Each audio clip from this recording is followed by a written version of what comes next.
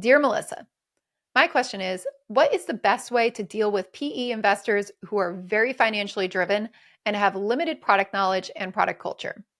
Should the companies just bet on the CEO or the CPO's advocacy? I've worked for two companies which were both owned by PE funds. I had the chance to work with PE professionals in these contexts.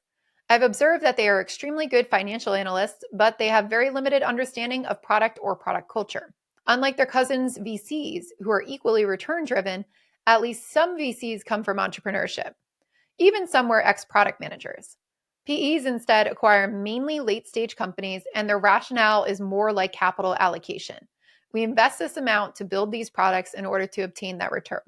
The control from PEs is very strong to ensure their returns. Understandably, this approach changes the product team to a feature team as the product culture requires companies to give space to the team. This also kills product innovation. So, what is the best approach for companies and teams in this context to deal with owners of companies who don't understand much about product management? This is a great question. So, I worked with both PE firms and with VCs.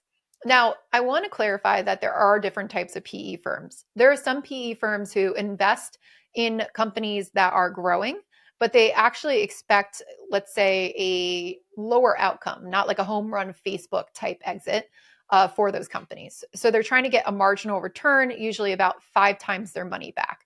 And I've worked with a lot of these PE firms.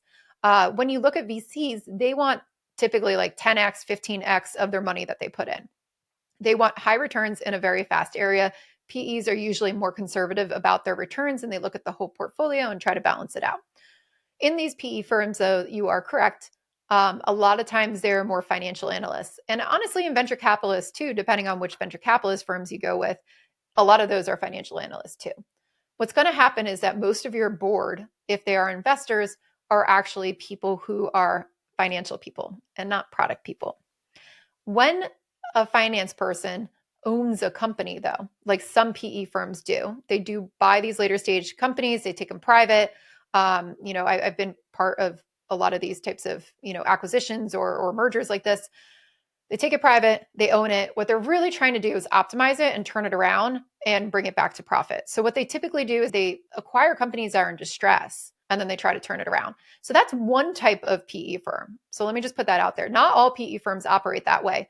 But if you do end up in one of those PE firms that have basically taken this company, acquired it, own it fully outright, and they're trying to do a turnaround and bring it back to a profitability, they're going to be concentrating on EBITDA. Whereas a lot of VCs concentrate more on growth. How are you growing?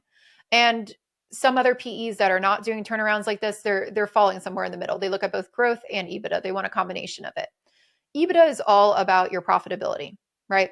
How much money are you actually taking away and making profit at the end of the day?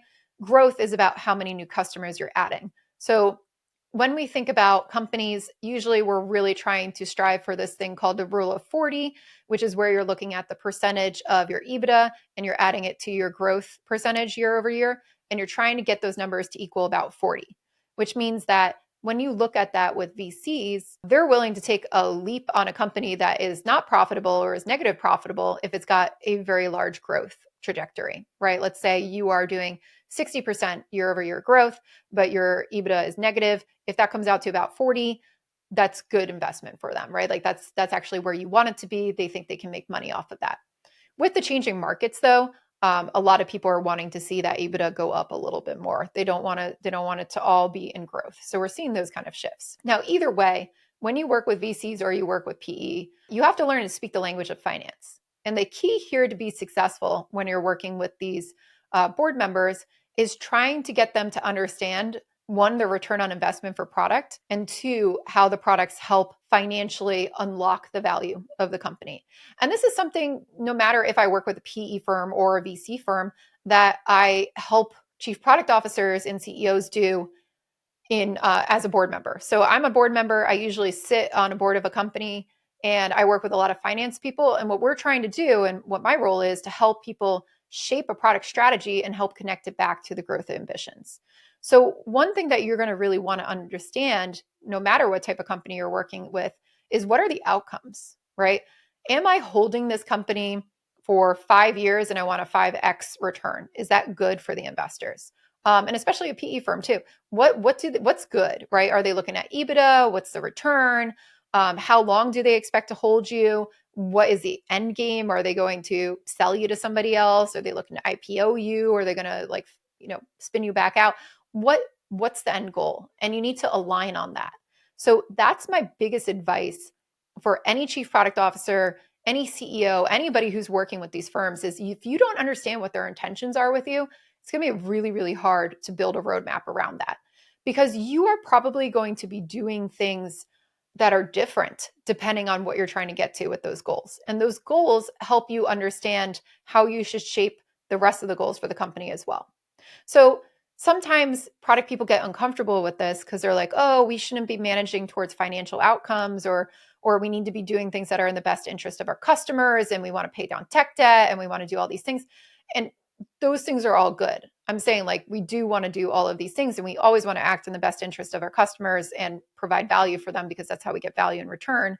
But the way we might prioritize different features might be different depending on what those outcomes are for a PE firm or a VC firm if they own the company, right? So for example, if you've got 1 year left on your hold period and a VC wants to flip you out or a PE firm wants to flip you out, and you've got massive tech debt, they do not want you to go re-architecture the platform. They want you to do growth, right? It's going to be somebody else's problem in a year. Like it's not about paying down all your tech debt right now.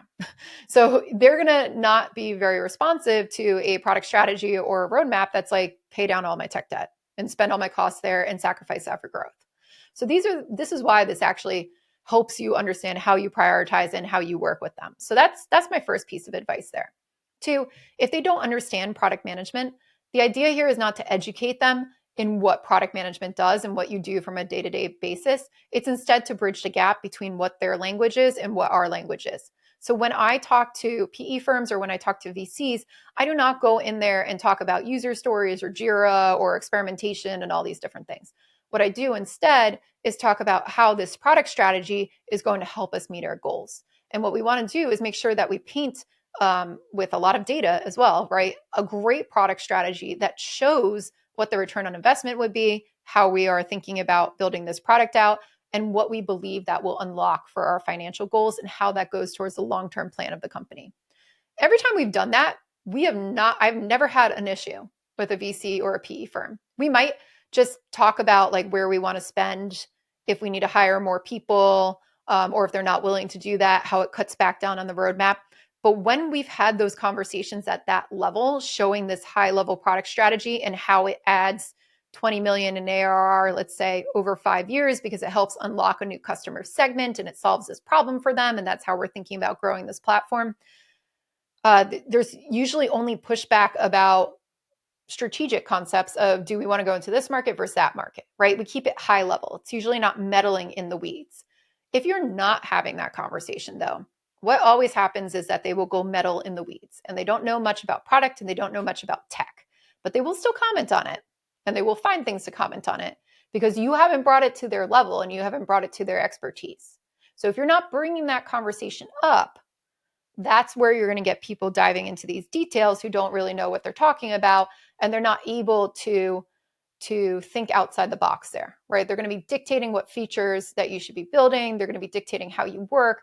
And it's because you're not showing the leadership of, hey, we've got this. This is the strategy. This is how it makes money. And this is how I'm going to execute on it. Now, of course, you will end up in situations where a PE firm might take over a company, get rid of the entire executive team, and then try to bring in somebody to run product who has no experience whatsoever. That happens. And that's extremely hard to get around. Good PE firms know that they have to hire chief product officers. And I've worked with PE firms to hire great chief product officers and people who know what they're doing. There's also a different playbook for turning around a company and being a chief product officer or a CTO for a turnaround versus a growth stage company. So let's say you were a CPO or CTO and they turned around the company, they brought it back to growth, and now they're thinking about scaling. Like it might be time for a different executive. So that's something to recognize too when you're thinking about these PE firms.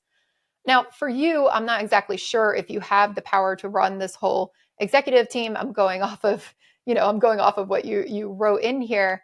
But from a product strategy perspective, what's the most important thing that you could do is communicate it back into how it unlocks financial values and align on what those financial values need to be and align around what type of growth you want to get and what type of EBITDA you want to get and what the holding pattern is.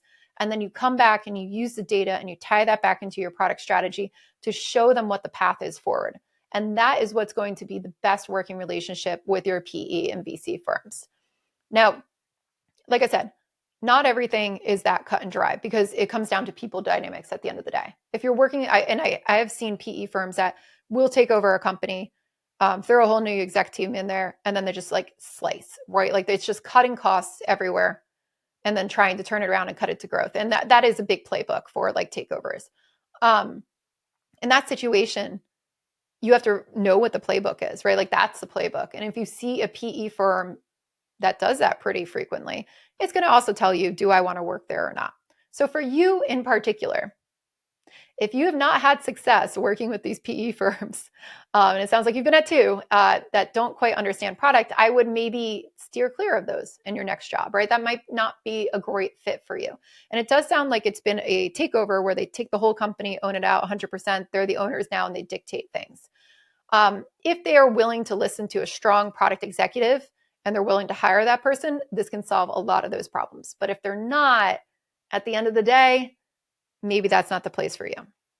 Great VCs and great private equity firms know that they have to bring in great product leadership and just let them do their job.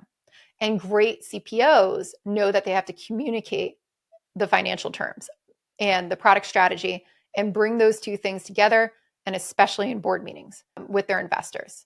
And that's the bridge there. So when you ask, should we just rely on the CEO and the CPO? Yes, if they know what they're doing. But if they don't know what they're doing, it's going to be hard for everybody else. It's going to be extremely hard for everybody else to get it done. So that's why there's an importance of having great chief product officers. And that's why I also teach chief product officers how to do this at my CPO Accelerator. A huge portion of what we teach is how to work with boards, how to work with investors, how to build a strategy that goes back to the financial terms, because I see this gap a lot, right? And this is actually what causes a lot of friction in these companies.